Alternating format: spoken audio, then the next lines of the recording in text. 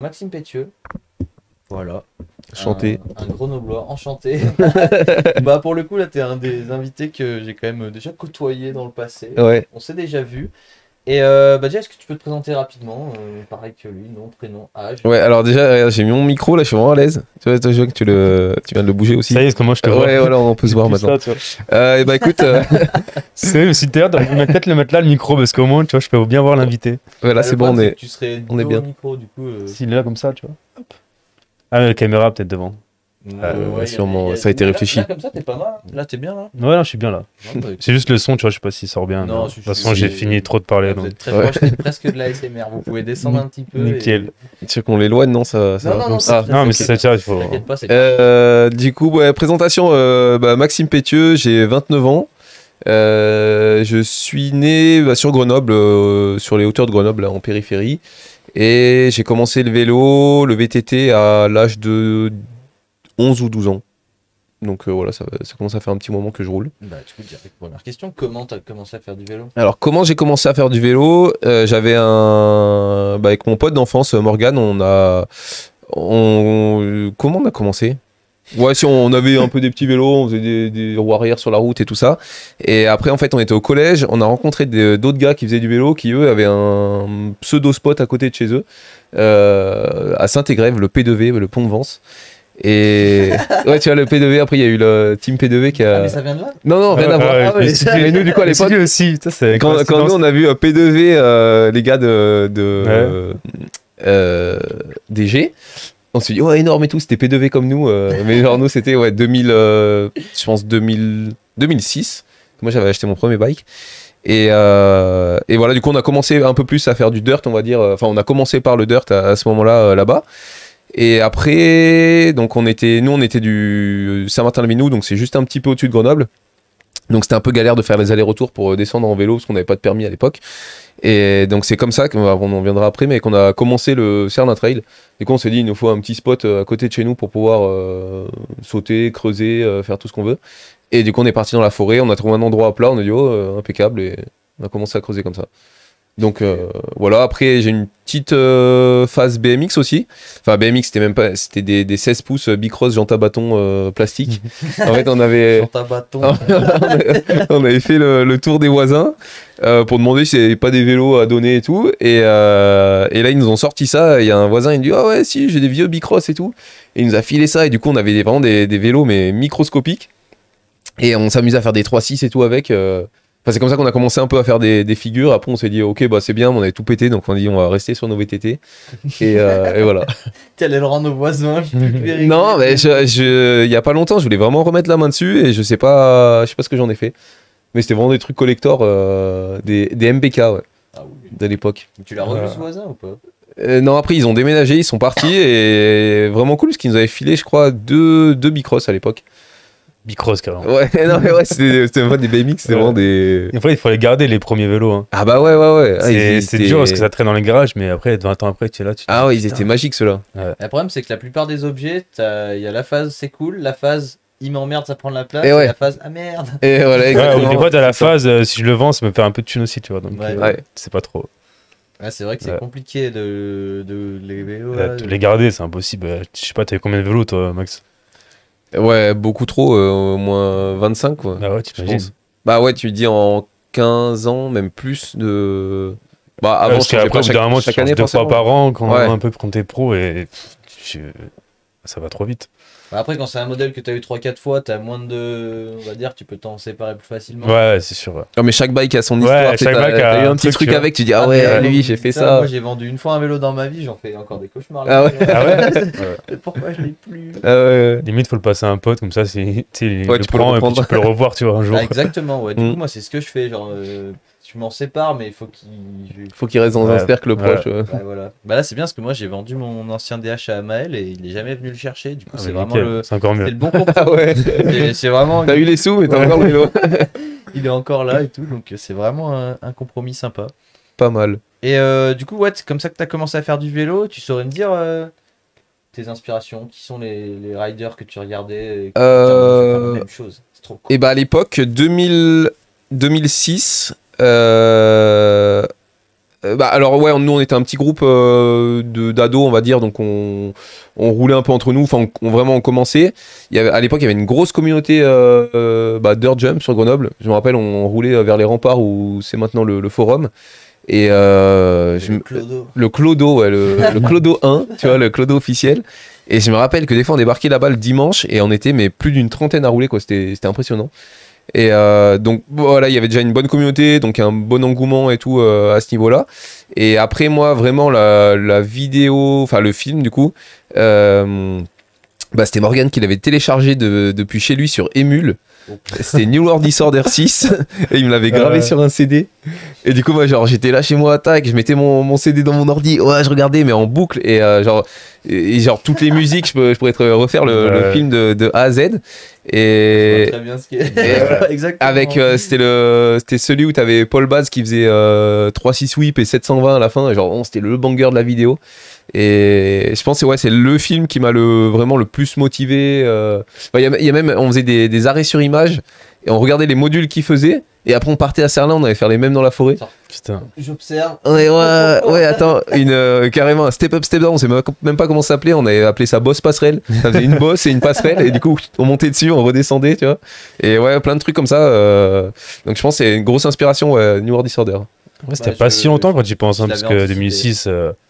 Quand tu dis, ouais, j'ai téléchargé sur Emule et tout, t'as l'impression que c'était il y a. Et ouais, mais aujourd'hui, tu vas sur internet, tu tapes une vidéo, tu trouves comme ça facilement. Ouais, mais à l'époque, ouais, t'avais pas de. En 360p, hein, par contre. Ouais, non, mais je veux dire, même une vidéo classique, tu veux juste voir comment on s'est fait une rampe, à la limite, tu vas sur internet, tu trouves. Et ouais. Alors que là, là, c'était. C'était il y a même pas 20 ans, tu vois. Ouais. Ça a évolué vraiment vite. Et ça aide. Gueule de contenu maintenant. Ça aide aussi pour les riders. Il y avait pas les réseaux et tout. Moi, je suis un poil plus jeune que vous, mais j'ai quand même aussi connu l'époque où moi, j'avais pas internet dans ma chambre, tu sais. Et j'étais abonné à Soul BMX et chaque mois, il y avait le DVD Soul BMX. Ouais, puis quand tu regardais une vidéo, c'était une vidéo de 3 minutes minimum avec des clips enchaînés. Parce que c'était les DVD qui duraient entre 20 et 40 minutes. Ouais. C'était la dinguerie. C'est vrai. Ça évolue.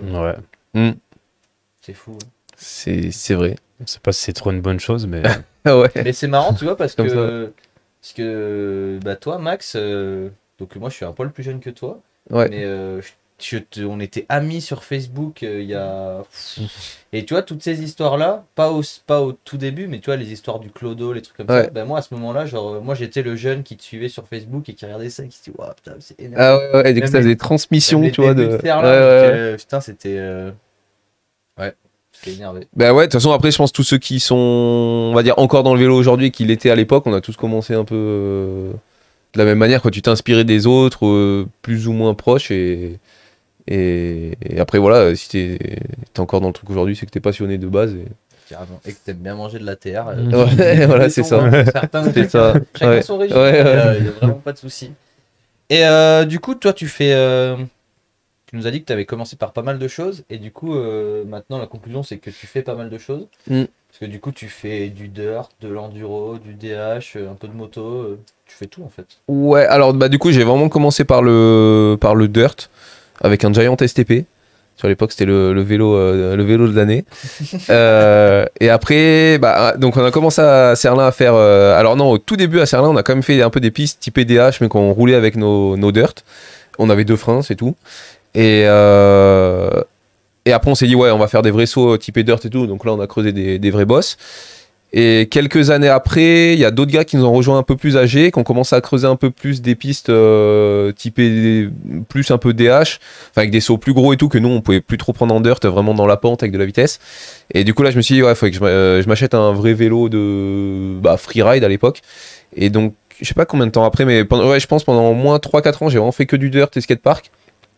Et après je me suis acheté un gros vélo vers 17 ans je pense. Et après du coup j'ai commencé à rouler pas mal aussi en gros vélo, et jusqu'à arriver aujourd'hui maintenant je roule on va dire la moitié en freestyle et la moitié enduro, DH, tout. Enfin en gros moi je suis assez polyvalent, et surtout j'aime bien changer de bike. Et en fait du coup tu peux jamais te lasser à dire ouais j'en ai marre de faire que du dirt et faire la même figure et tout. Là tu fais ça, après tu vas faire un tour en enduro, tu te fais 1000 mètres de positif, ça te calme, tu reviens sur ton dirt, t'es content. Voilà. T'es les sièges le plus proche. Voilà, c'est ça.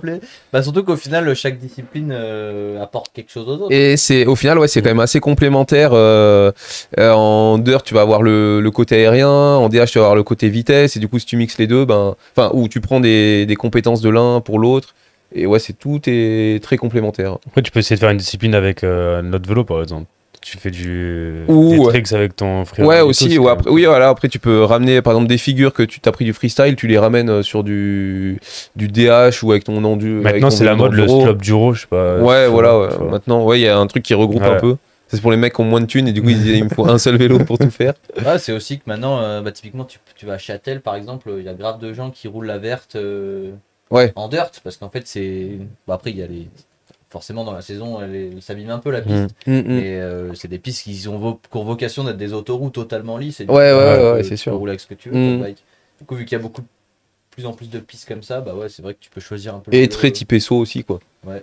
Donc ça doit être pas mal. Moi je l'ai jamais fait, mais ça doit être ouais, ça doit secouer un peu, je pense, mais en début de saison ça doit être pas mal quand même. Ouais, lisse. T'as l'Evo Bike Park, il y a carrément des bonnes trucs. Ouais. Par exemple, l'Evo, c'est. J'ai jamais été, mais je crois qu'il y a quand même des whip-off et tout stylés. Ouais. Ah oui, non, il y a des bons jumps. Tu peux rouler avec des petits enduro, quoi. Ouais.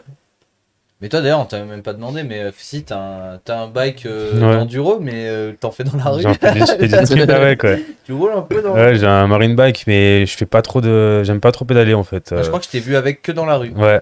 Ça fait longtemps que je n'ai pas fait. Ouais, j'en ai fait quelques fois, mais c'est vrai que c'est pas trop mon kiff. Non, j'aime pas trop pédaler. Si je fais un peu de gravel, mais pour la réduc, on va dire. Le gravel, un phénomène, le gravel qui arrive. Max, pas de gravel encore? Pas de gravel, non. Pas prévu. Non, toi, t'es plutôt passé d'un côté de la barrière que j'aime bien, c'est plutôt que t'as rajouté des énormes moteurs électriques. ouais, ça j'ai essayé récemment là.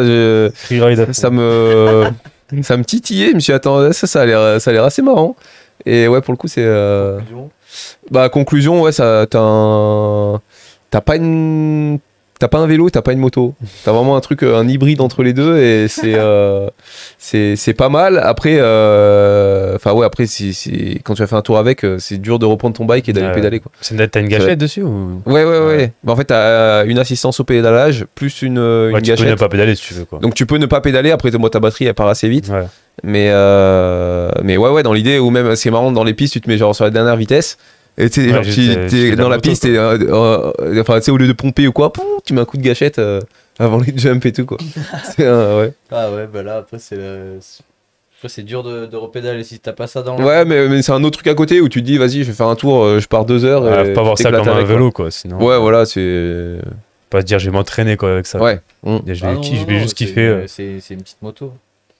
Et du coup, vu que tu fais tout, je me suis dit que j'allais te poser une question qui allait te mettre un peu dans la sauce. Tu pourrais me faire un top 3 de tes spots préférés? Parce que toi, je t'ai pas demandé, parce que j'imagine que tu vas me dire la rue autour de chez moi. Les villes, à la limite, en ville, genre le Malaga premier, Barcelone, après je vais dire Paris. Okay. Paris, c'est pas mal. Je place des villes, moi. Ouais. C'est le terrain de jeu, c'est la ville. Ville, du coup. Top 3, c'est. Ouais, parce que du coup, là, il y a tout qui se mélange. Alors, je dirais déjà en dirt.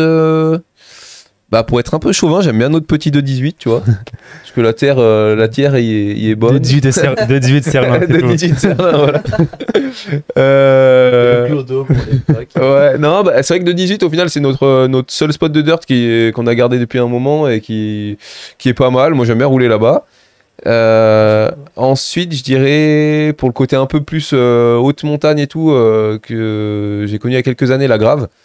En mode du coup c'est enduro, mais c'est enduro bien enduro, quoi, où là t'arrives en haut à 3002 et tu roules des trucs que tu roules, on va dire, dans toutes les autres stations. T'as pas ce genre de piste, enfin surtout celle qui part de en haut, la Kingston, et d'ailleurs j'ai pas vu la dernière qu'ils ont fait l'an dernier, qu'ils ont ouvert de 3002 qui descend jusqu'au village, en fait. Faire brûler tes freins. Ouais, voilà, là tu te mets 1008 de dénive one shot. Mais pour le coup, le haut, vraiment, t'arrives et tu te dis, mais comment je vais passer en vélo là-dedans? Genre, le truc, c'est un pierrier avec des pierres qui font 1 mètre de diamètre. Et en fait, les gars, ils ont tout mis les. Enfin, en fait, t'as vraiment un flot dans le pierrier. Enfin, à chaque fois que je roule là-bas, c'est assez incroyable. Donc là, pour côté montagne, et après, côté exotique, bon, il y a Cerlin, forcément, on mettra dans le top 3, mais il est encore au-dessus du top 3. Ouais. Et après, ouais, je dirais Whistler. Et j'y suis allé en 2013, donc tu vois, ça fait presque 10 ans. Et pour le coup, là-bas, c'est vrai que nous, enfin, moi, du moins, ce que je connaissais de Whistler, c'était beaucoup les pistes aériennes. Donc, A-Line et tout ça, avec beaucoup de sauts. Et en fait, là-bas, on a découvert énormément de pistes, des doubles noirs DH, où c'est des immenses racines et tout ça. Et du coup, je trouvais ça vraiment bien d'avoir des pistes DH ultra bien roulées. Tu fais un laps, tu fais ça, et le tour d'après, tu te fais une piste où t'as aucun trou de freinage, que sur des sauts. Et du coup, d'avoir ça concentré à un même endroit... Bon, pas très original, Whistler, mais... Finalement, tu ne brouilles pas trop dans ta réponse. Non. Ouais, Whistler, il y a tout là-bas, voilà, c'est cool. Madère, t'avais kiffé, non? T'es allé plusieurs fois.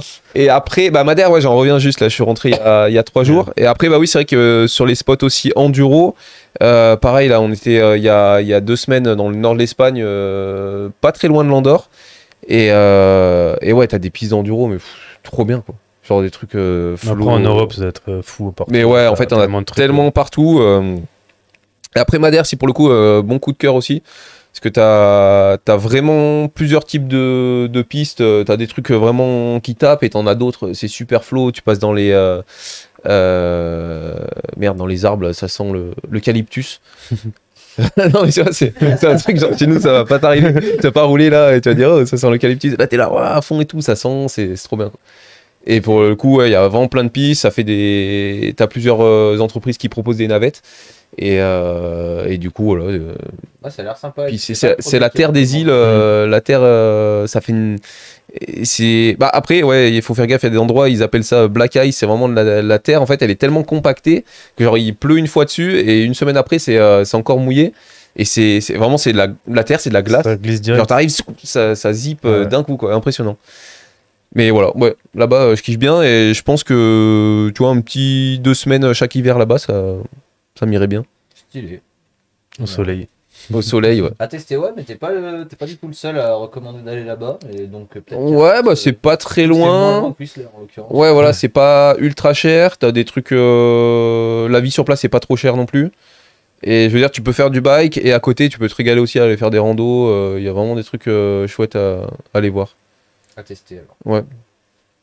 On va revenir sur un autre côté de ta carrière, mais il y a un moment où si je me trompe pas, t'as fait beaucoup de compètes.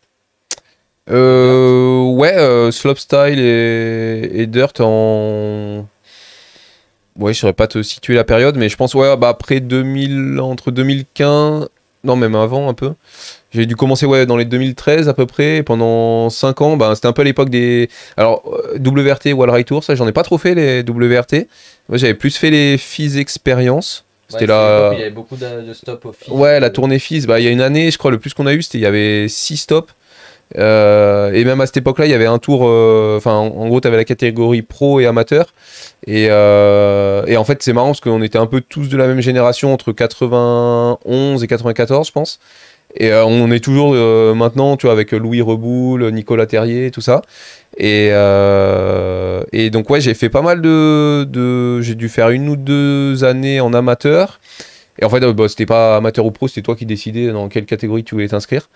Et j'avais gagné le FIS de Montpellier à l'époque en amateur. Stylé. Du coup, on s'était dit l'année prochaine on se met en pro. Et après, donc là, on s'était mis en pro. J'ai fait un peu de compète en pro. Et en fait, après, à l'époque, je faisais déjà pas mal de shows. Et ensuite, il a fallu choisir un peu entre compète et show. Plus le fait que en compète, le niveau commençait vraiment à monter. Donc, il fallait un terrain d'entraînement adéquat pour pouvoir vraiment arriver sur les compètes et performer. Et du coup, moi là, je suis plus parti à ce moment-là dans la partie show que compète. En plus, il fallait se balancer à la fin, là, à mon avis. Ouais, puis voilà, fallait se balancer. Après, tu faisais des shows en bus, du coup, tu pouvais pas te blesser et tout. Donc, ouais, voilà, c'est ça. Après, une fois que tu commences à gagner de l'argent en faisant des shows, c'est ton métier. Donc, si t'es blessé, tu travailles pas. Et puis après, en fait, à l'époque, il y avait plein de compètes en France. Après, il y a eu le FMB qui est arrivé là-dedans, donc ça a internationalisé le truc. Donc il y avait plus de compètes à l'étranger, donc déplacements qui coûtaient plus cher. Et donc là, si tu n'avais pas de sponsor qui te payait tes déplacements, bah, tu payais ton déplacement toi. Donc tu pars un week-end en Autriche, bah, ça te coûte 500 balles. Tu arrives là-bas, tu prends une rafale devant ton premier run, deuxième, tu crèves. Et voilà, tu dis allez, vas-y, merci, au revoir. Content d'être venu. Donc ouais, voilà. Donc après, moi, je suis plus parti dans la partie show, mais ouais, j'avais fait quelques résultats à l'époque en pro et amateur. Stylé. Bah, je l'avais en question. Pourquoi tu fais plus trop de compètes? C'est un truc qui te manque ou pas? Alors, compète, j'aimais bien. Parce que ouais, j'aime bien l'ambiance où tu revois tout le monde, c'est cool. Et puis après, bah, voilà, au moment de ton run, tu te chauffes un peu, tu fais ce que t'as à faire. Et donc, moi, l'esprit compète de, on va dire, 2016, tu vois, moi, c'est ce que j'avais en tête, c'était ça. Et après, en fait, donc, ça s'est aussi professionnalisé. Et donc en fait les gars ils training dans leur coin en mode je mets pas de vidéo de ce que je fais et tout, et pour arriver sur les compètes avec des nouveaux tricks et tout ça.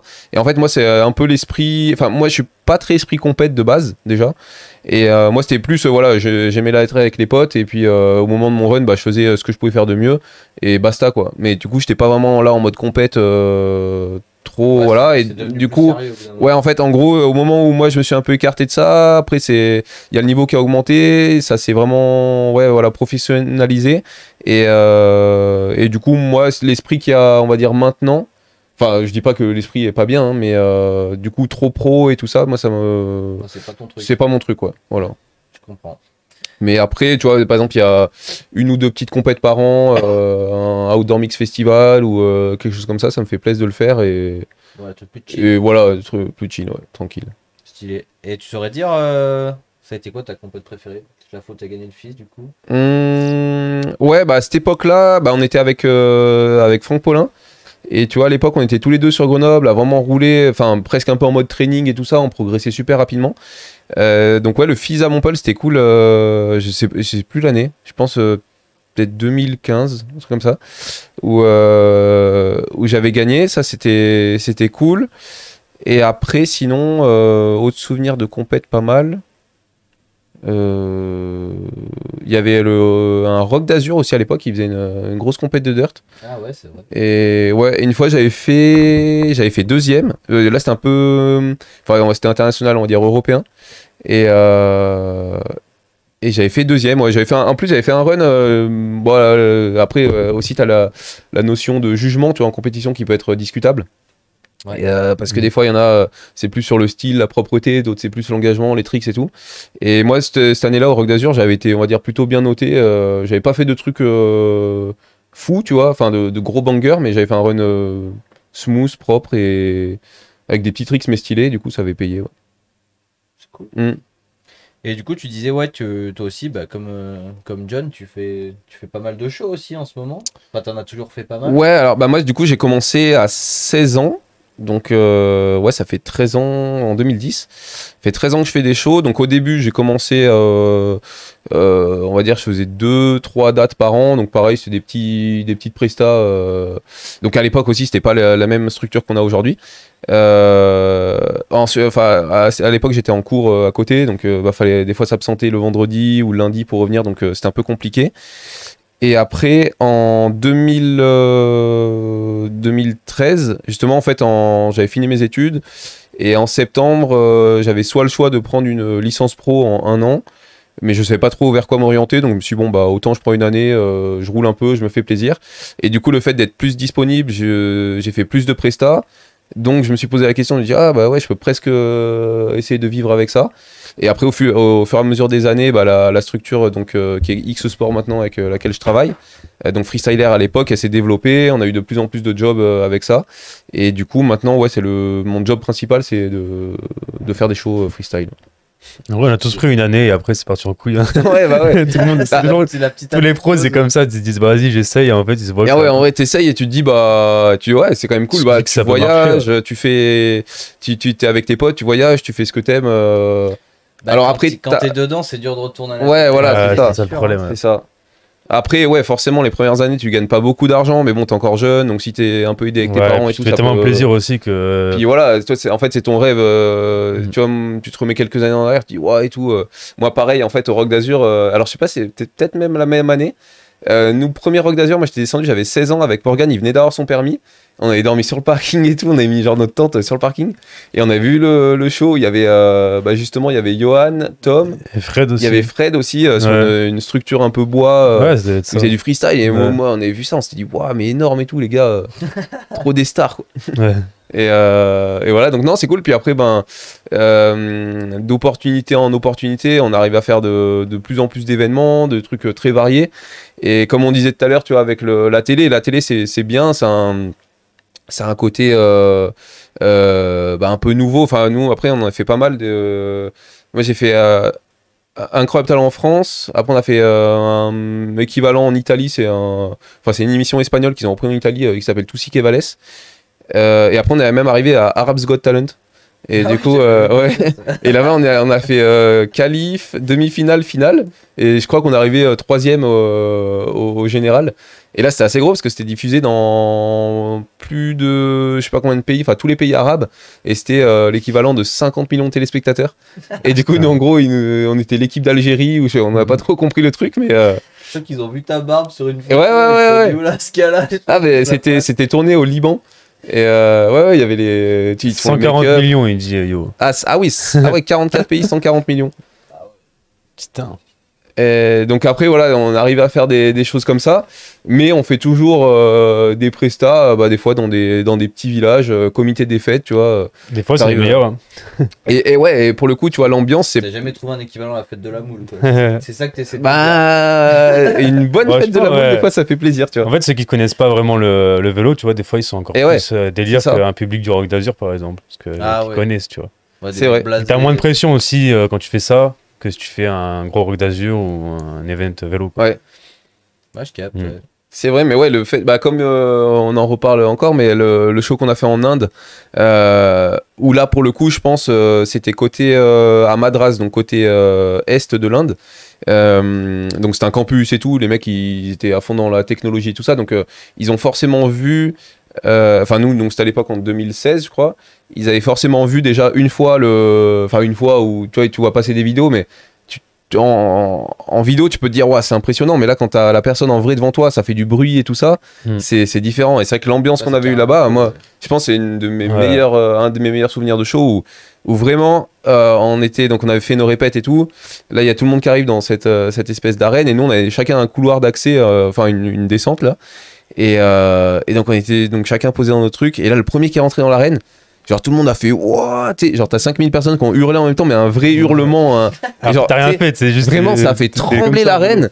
Et nous, moi j'étais terrifié quoi, terrifié, mais en même temps j'étais trop content, tu sais, et vraiment genre je crois que moi j'ai jamais ressenti ça, d'avoir le bruit qui est juste le bruit de personnes, tu sais, qui pèse quoi.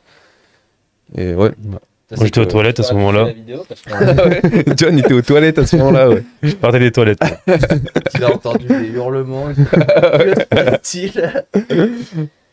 Ouais, pareil, le lien de la vidéo, je le mettrai en description pour ceux qui regardent ça sur YouTube. Mais ouais, c'est con, on l'avait téléchargé, on aurait pu et ouais, du coup, j'avais la question, ton show préféré, tu répondrais l'un du coup. Ouais, je pense que c'est un des meilleurs souvenirs. Après, c'est vrai qu'il y en a plein. Il y en a plein, mais ouais, celui-là, c'est un qui m'a marqué. Ouais. Stylé. Et du coup, on finit tranquille avec les petites questions auxquelles tu as pu te préparer normalement. Ah ouais, alors j'ai déjà oublié. Et première question, ton meilleur souvenir de session?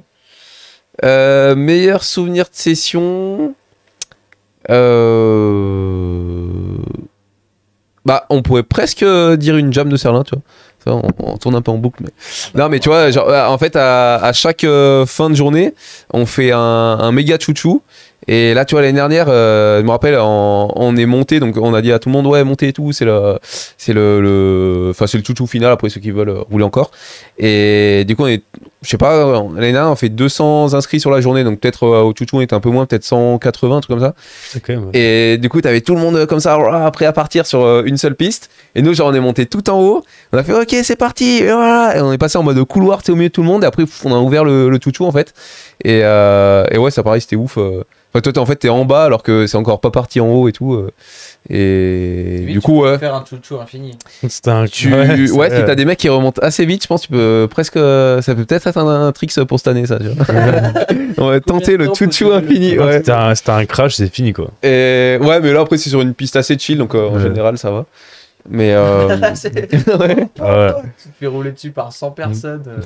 Mais ouais, après, bah, c'est le mix, voilà, session, c'est bonne ambiance, copains, on s'amuse, donc voilà, ouais. Stylé, c'est propre. La recette d'une session parfaite, du coup. Comment ça sert là session parfaite. Et ben écoute, non, une petite journée printanière, tu vois, un 22 degrés. Précis, hein. Soleil perçant, des copains. T'as dit quoi? Genre soleil perçant, mais faut vraiment que ce soit perçant. Ouais. Vraiment au-dessus, là, ça peut tout gâcher. Senteur eucalyptus de Madère. Non, non, et voilà, une belle journée, pas trop chaude, pas trop froide. Des copains, une bonne ambiance, sans se tirer la bourre, ça se motif quoi. Ça se pousse. Ça se pousse, voilà, ça se pousse comme ça. Toi, tu te fais plaisir à rouler sur ton vélo, tu te fais plaisir à regarder tes potes rouler, qui se font eux-mêmes plaisir. Du coup, c'est un plaisir infini. Voilà. Comme le chouchou. Voilà. Stylé. Attention, là, ça y est, on part dans le délire. Ton projet de rêve. Et là, pareil, du coup, John a décidé de nous faire une réponse un peu terre à terre, mais. Ouais. Alors j'avais commencé à réfléchir tout à l'heure. Je pense que ça va avoir une histoire de bike park déjà. Ouais, j'aurais dit, enfin tu vois, c'est bien un projet de rêve mais qui s'apprête à du concret. Je dirais avoir un peu la Fena Sosa, je sais pas si tu connais dans le sud de l'Espagne, ouais. Où eux en fait ils ont un domaine de je sais plus combien d'hectares fermé carrément, genre grillagé 2 mètres de haut, avec un portail d'entrée avec un passage à vaches. Et en fait ils ont carrément réintroduit des animaux et tout dedans. Et ils ont leur gros château en plein milieu, les pistes à côté où ils font les navettes. Et les gars ils sont là-bas, chill, ils chèpent leurs pistes, ils entretiennent. Et ouais, du coup, moi, tu me demandes projet de rêve, je dirais un peu un truc en mode t'as une montagne, t'as des gîtes, t'accueilles des gens qui partagent la même passion, tu les emmènes rouler. Créer une petite station. Ouais, station, mais en mode un peu, voilà, bike park. Et pouvoir, voilà, t'as des engins, t'as tout ce que tu veux, tu vas, tu crées des pistes. T'aimerais racheter tu laisses, Saint-Martin-de-Vinou. voilà, tu laisses libre cours à tes idées dans la création et le ride aussi. Ouais. Stylé. Je te le souhaite. Hein. Et du coup, si t'avais un super pouvoir. Un super pouvoir du coup. Pouvoir creuser avec mes mains à même la terre comme ça là. Sur toi, Serlin. Ouais. Tant qu'à faire, je claque des doigts, la piste elle arrive, c'est mieux. Ouais, non, quand même, j'aime bien le processus où t'es là, tu réfléchis. Ah oui, après tu prends plaisir à la rouler parce que t'as galéré. Bah ouais. Et c'est ça qui est bien aussi. Non. T'as déjà creusé, non? Heureusement non, j'avais creusé en vrai. Heureusement que t'es pas obligé de construire tes propres mobiliers. Putain, t'imagines. Ouais. J'avais un petit terrain que j'avais déjà fait, tu mets des palettes, machin et tout, mais c'est différent. C'est plus simple. Ouais, c'est pas le. Creuser, faut savoir le bon rayon et tout, c'est genre. Après, tu vas un peu à tâtons, mais. Ouais, c'est long. C'est long. Ouais, donc non, super pouvoir. Devenir une pelleteuse. Être un transformeur pelleteuse. Ouais, voilà. Ouais, c'est bien, c'est original. Être un transformeur. Moi, tu l'as pas eu celle-là déjà. Ah ouais. Ouais, ça me dit un truc. Je pense que je me demande si c'était pas Vink qui avait dit ça. Ah ouais. Avoir un bras télescopique. Non, je crois qu'il disait qu'il voulait jamais être fatigué pour pouvoir creuser la nuit et rouler la journée. Ah ouais. C'est des versions différentes, hein. Voilà, il faut de tout. Hein. La finalité est la même. Du coup, dernière petite question. Est-ce que tu as un message à faire passer? Message, bah écoute, pour ceux qui regardent, ceux qui sont dans le milieu du bike, bah qui se fassent. C'était quoi ton truc tout à l'heure? C'est pareil, c'est le kiff. Ouais, le kiff, mais tu vois.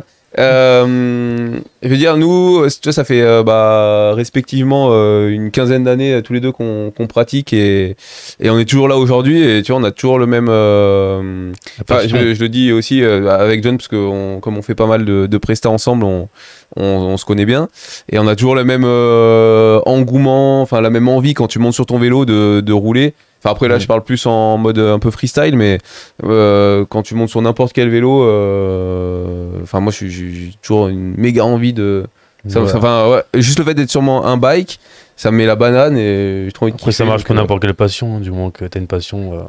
Donc c'est ça. Mais du coup message c'est que le vélo pour le coup c'est c'est une passion, c'est un sport. Et tu vois, si tu vas au bout de ta passion, enfin que tu suis ton truc comme nous on a pu le faire, ça t'amène dans des endroits incroyables, ça t'amène à des opportunités que t'aurais jamais pensé avoir dans ta vie. Et du coup, voilà, poursuivez vos rêves. Bah ouais, c'est un message en vrai beaucoup, mais en même temps, c'est vrai. Ouais. Après, tu peux dire fuck tout le monde. Fuck la vie, balancez-vous. S'arrêtez de faire ça, s'il vous plaît. Non, bah merci les gars d'avoir répondu à toutes ces questions. C'était cool. Merci à toi, ouais.